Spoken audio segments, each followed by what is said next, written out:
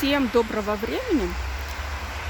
Хочу с вами поделиться. Сейчас мне навстречу попались, я гуляю, и навстречу попались мужчина с женщиной с пустыми емкостями, большими-большими. И мне вдруг вспомнилась примета, когда-то была, может быть, и кто-то сейчас в нее верит, встретить женщину с пустым ведром не очень хороший знак, да?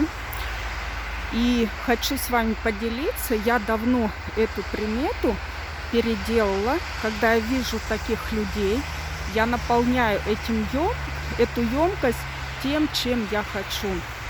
Здоровьем, изобилием, богатством, удачей, благосостоянием, наполненностью, самыми добрыми пожеланиями. Попробуйте. Моя жизнь, мои правила. Всех обняла.